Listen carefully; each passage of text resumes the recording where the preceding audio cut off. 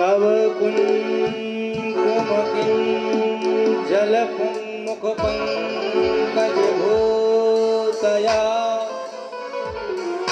बलभेस्त्वरितं जगमु प्रथुशून्यश्चलात्मजः। हमने तो सिर्फ कल 1 घंटे और आज 10 मिनट नंदोत्सव मनाया। सुखदेव जी परीक्षित से कहते हैं कि नंद बाबा के महल में ऐसा उत्सव 6 महीने तक चला। कितने महीने? 6 महीने तक। और भगवान की अगर कृपा रही तो यहाँ पर हर वर्ष नंदोत्सव मनाया जाएगा। बोलिए बांके बिहारी की। बंधुओं, आज जब बरसाने से बधाई के ताई महाराज बरसाने से राधा रानी के माता पिता पहुंचे, खूब बधाई लुटाई नंद बाबा ने। सब लोग कह रहे हैं कि नंद के छोरा भयो, नंद के छोरा भयो, नंद के छोरा भयो। तो उसी नंदोत्सव में एक 75 साल की डोकरी पहुंच गई। बड़े आश्चर्य से देखे कि का भयो, का भयो, का भयो। भाई 75 साल की डोकरी की महाराज कूब निकली थी। झुक के चले और गोप ग्याले महाराज दूध माखन खा खा करके महाराज हट्टे कट्टे तगड़े है रहे थे। डोकरी नंद बाबा के कन्हैया को देख ही ना पावे। तो लालाओं से पूछे कि चौरे लाला का है गयो, का है गयो, क्यों ब्रजवासी का है गयो। तो उसी नंद बाबा में एक ब्रजवासी 500 ग्राम के माखन के गोले बना रहा था, एक थाली में रख दिया और नंदोत्सव में फेंकता महाराज वो गोले। तो जैसे ही वो डोकरी ने कहा कि का है गयो, तो महाराज उस ब्रजवासी ने एक माखन, उसी का माखन का लोना महाराज एकदम से फेंका तो डोकरी के मुंह से महाराज सीधे सटक से पेट में पहुंच गया। अब दांत तो डोकरी के पास रहे नहीं, सट्ट से महाराज पेट में। आश्चर्यचकित होकर के वो डोकरी पूछे कि का है गयो लाला। तो ब्रजवासी कहें कि मैया तो ये दीख ना रहो है कि नंद के घर में लाला जायो। परीक्षित इस प्रकार 6 महीने तक दिन रात नंद बाबा के महल में नंदोत्सव मनाया गया। इस सुंदर छटा को देवता ऊपर आकाश मार्ग से स्वर्ग से दृश्यमान कर रहे हैं और पुष्पों की वृष्टि कर रहे हैं। धन्य है वो ब्रजमंडल जहां पर जो श्रुतियों में जिसका मखान महिमा का बखान नहीं है, आज ब्रजमंडल में देवकी के गर्भ से यशोदा मैया के पुत्र के रूप में आया है।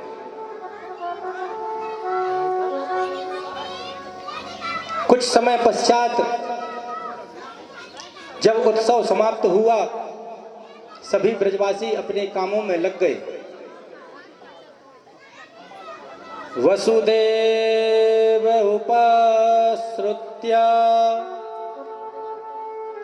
भ्रातरं नन्दमागतम्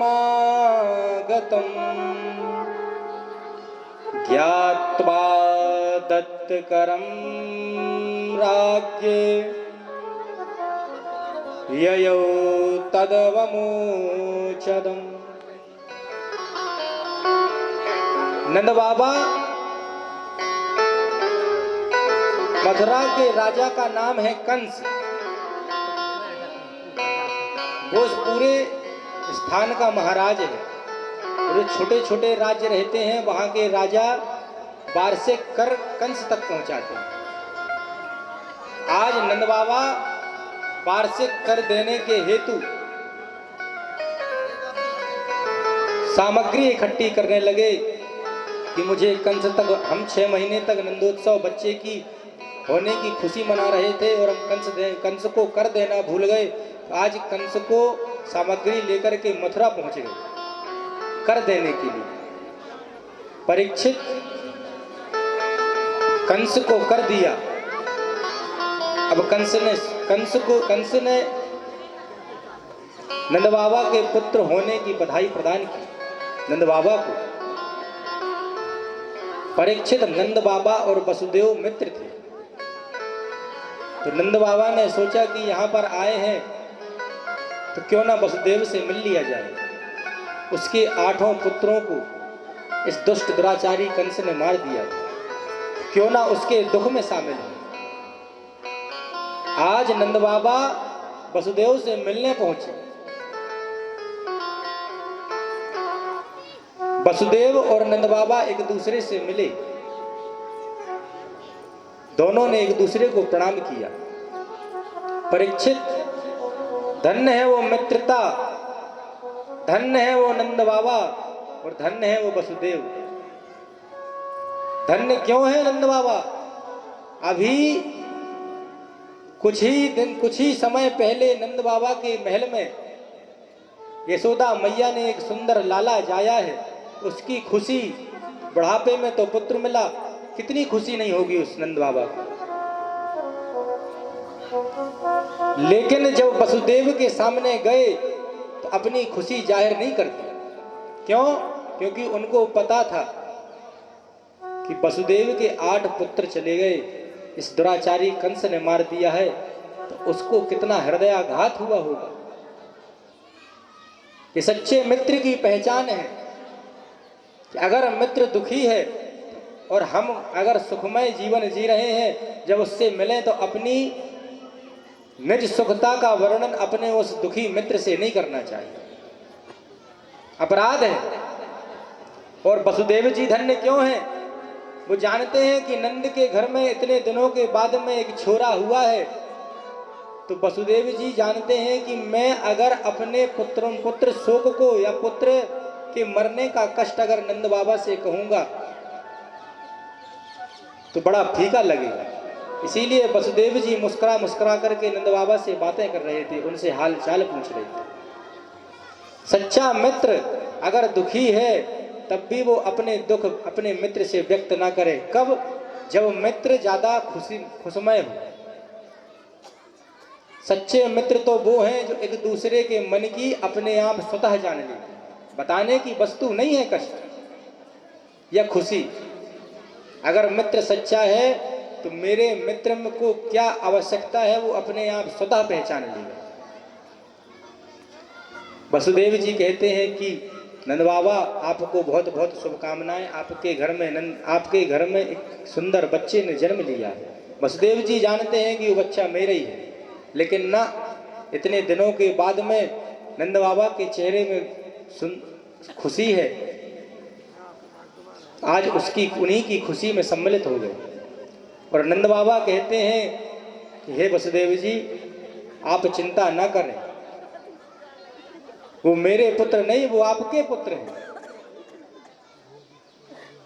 मुझे बड़ी दुखद घटना प्राप्त हुई जब आपके 8 पुत्रों को कंस ने मार दिया था। बंधुओं, वसुदेव जी ने नंद बाबा से कहा कि ये कंस बड़ा दुराचारी है, ये ब्रजमंडल के अभी नए नए जो 1 महीने से जो बच्चे हुए हैं, 1 महीने में उन सबको मारने के लिए युक्ति बना रहा है। तो आप यहाँ पर ज्यादा न रुको, आप अपने गोकुल में जाओ।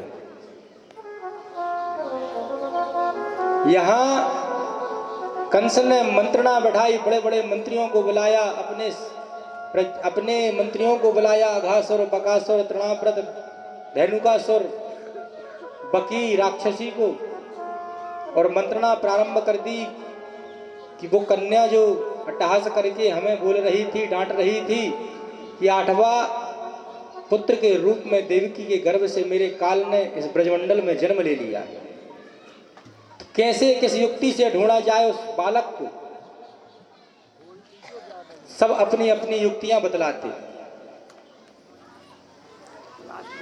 तो उन्हीं के बीच में एक मंत्री ने बोला कि ऐसे ढूंढना तो बहुत मुश्किल है महाराज, हम एक युक्ति बतलाते हैं कि अभी 1 महीने के अंदर जितने बच्चे हुए हैं उन सबको हम ब्रजमंडल के 1 महीने में जितने बच्चे हुए हैं उन सबको हम मार देते हैं, और उन्हीं में से कोई बच्चा होगा तो उसका प्राणांत हो जाएगा।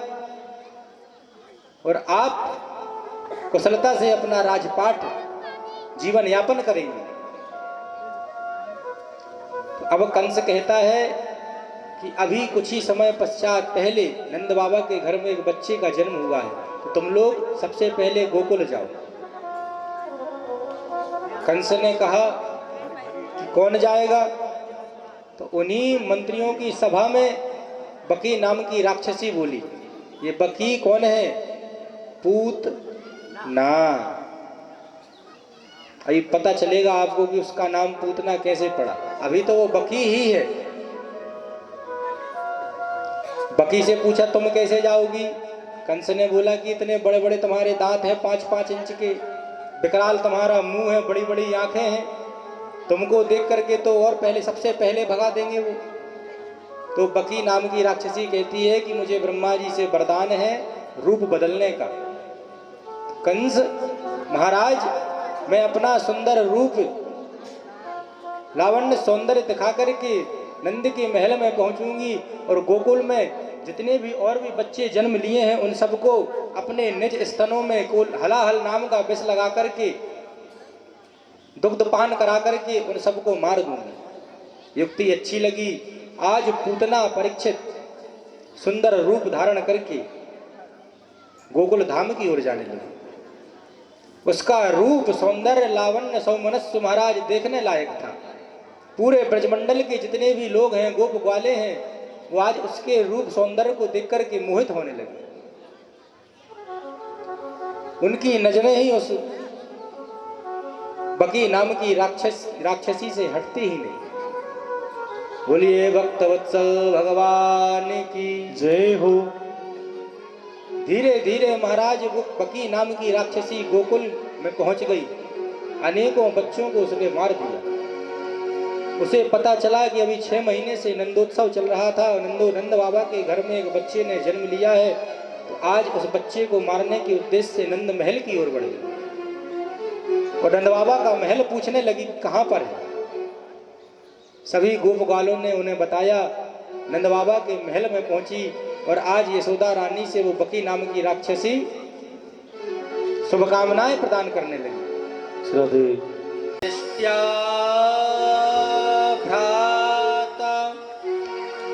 प्रवयस इदानीम प्रजस्यते। तो बकी नाम की राक्षसी महाराज आज यशोदा मैया को बधाई शुभकामनाएं देने लगी। यशोदा मैया ने उसकी सुंदरता को देखा तो सोचा कि हो ना हो कोई देवी देवता कोई देवी अपने लोक से यहाँ पर मेरे बच्चे को दर्शन करने के लिए आई। यशोदा मैया उसके आतिथ्य के लिए नाश्ता इत्यादि लेने के लिए भोज्य पदार्थ लेने चली।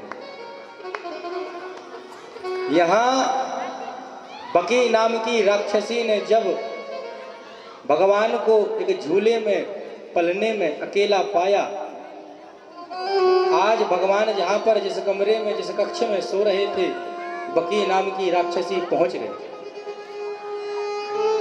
और आज पलने से कन्हैया को उठाया और अपने निज स्तनों को भगवान श्री के मुखाम्बोज में प्रदान कर दिया। जब राजर्षि परीक्षित पूतना कन्हैया को उठा रही थी तो कन्हैया ने अपनी आंखें बंद कर दी। कई संतों ने भगवान की आंख बंद के कई कारण बतलाए कि क्यों आंख बंद की। एक संत ने कहा कि कन्हैया ने इसलिए आंख बंद की कि भगवान क्या है? मायापति। भगवान क्या है? मायापति, यानी उनके सामने माया नहीं चलती। और ये जो बकी नाम की राक्षसी है जो है मायावती, माया को धारण करने वाली, तो मायापति के सामने मायावती की नहीं चलती। अभी तो जो बढ़िया डेंट पेंट करके स्वरूप बना करके आई है, अगर मैंने देख लिया तो ये अपने वास्तविक स्वरूप में आ जाएगी और ये भोले भाले गोप ग्वाले और मेरी मैया कारण डर जाएंगे। एक संत ने कहा कि इसलिए आंखें बंद की कि भगवान ने मन में सोचा कि मैं यहाँ आया था माखन मिश्री खाने, और ये पहले ही मेरी मौसी आ गई हमको विष पे लगाने। तो विशेष का काम तो महाराज भोलेनाथ करते हैं, तो आंख बंद करके भोलेनाथ का स्मरण कर रहे हैं कि भोले बाबा आप आओ और ये विष पान करो, हम तो यहाँ माखन मिश्री छानने के लिए आए।